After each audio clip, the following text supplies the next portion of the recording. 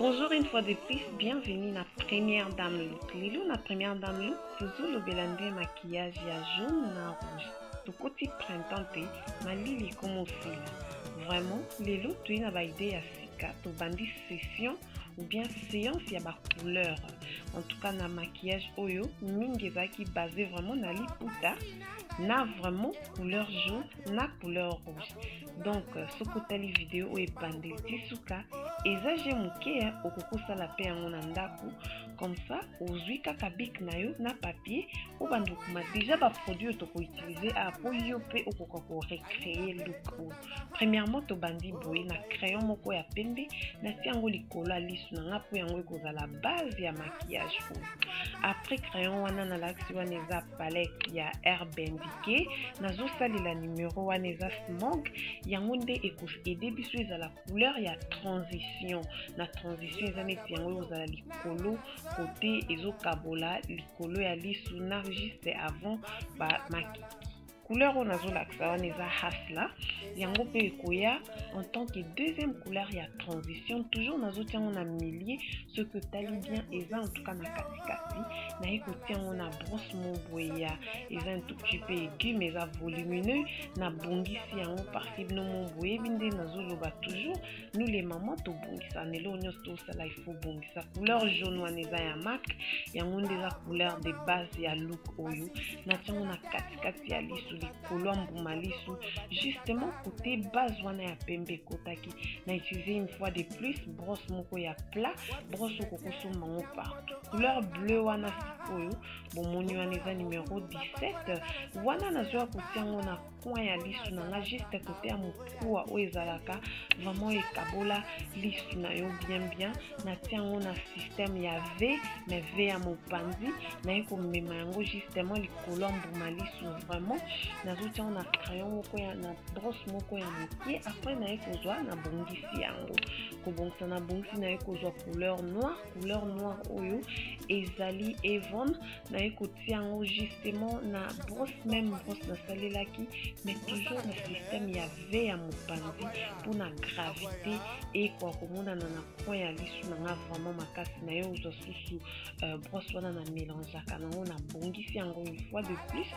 bomona siku na ekolakisa le même palette wana nazo utiliser ya herbe indiqué nazwi couleur wana eza neti pembe kombo nango eza virgin yango nde kozala comme highlights na ngai ekosepare ba couleur mosusu na côté nasalaki makiki so oza nouvelle na kati ya chaîne o luka video ya comment osala makiki omona yango justement natiango comme highlights après nazwi brosse na ekozwa na bongisi yango malembe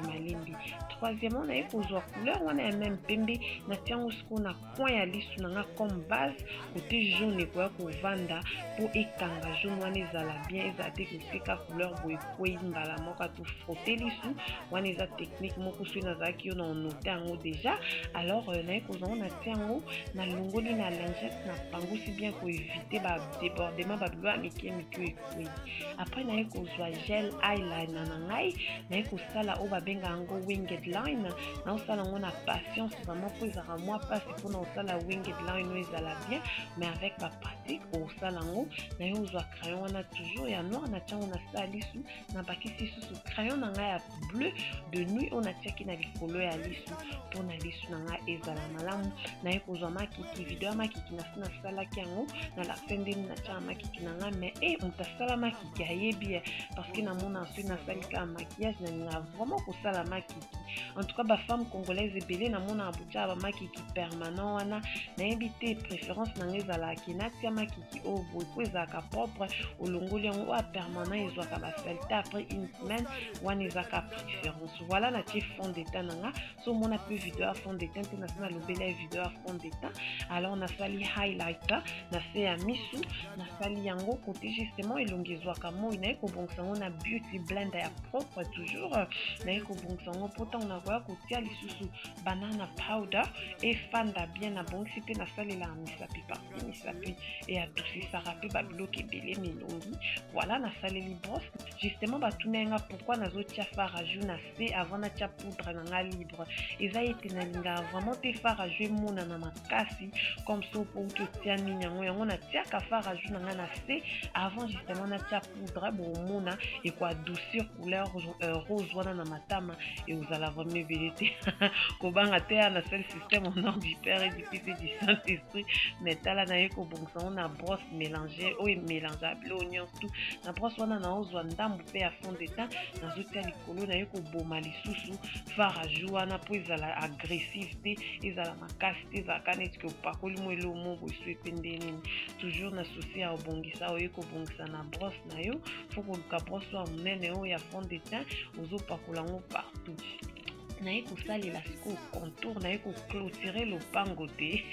ba lèvre naye clôturer ngo bien justement pourquoi na clôturer ngo parce que ata soko tie crayon na se ya lèvre na et umelaka tango kotia rouge à lèvre et kofanda bien crayon wana na laksaki na rouge eza nyonso tout eza L'Oréal Paris boko kosomba partout crayon rouge na rouge à lèvres partout donc voilà naye otia siko fard nini nanga botala siko look ya suka yango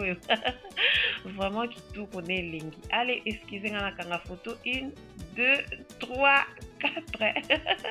So sali maquillage a bien yo moko oye bakaka. En tout cas ma vidéo na osala mo pour na bino, na osala pour beaucoup piaka. En tout cas sur mon vidéo ozu moi ton na yo ya copie puis ba produit et ça la bien sur osana question na. Si ka mon assez na osala vraiment de mon mieux na répondre yo, mais nous répondre déjà na ba question na bino. Merci une fois de plus d'avoir suivi. Wana soki yo vraiment mon que vidéo ça qui intéressant pour bon bon point. Pourquoi l'impe moninga na waza Facebook na ebate pourquoi l'ingité vraiment za moté ma pété kabola vidéo oyo pour na baninga na pour na bakinyo tout ba ko komona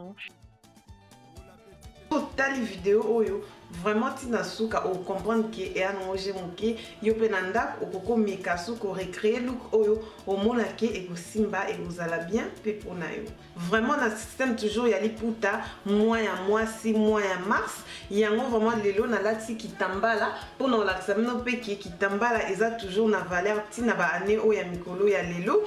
vraiment merci na ba question bato bazo na ba question bato bazo encourager nga à travers ba message merci nzamba pambola bino première dame look eza nango pona bino eza pona l'exameno comment ba miswa boezo salama comment ko la mkana tongo elongezaka ndengo la mka après so selika ba technique mukie elongi na vraiment et comme elongi afeti okomi star ya papa na kati ya ndaku donc voilà bit ya première dame premièrement yangwana eza pona l'axe la femme congolaise comment okyoza kitoko toujours na koyeba ndenge ni osala ba technique ya mike pour na bongisi longi.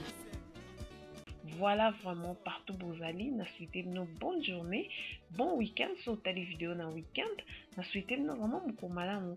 Zambé abatela bino wana tokuta na vidéo prochaine merci.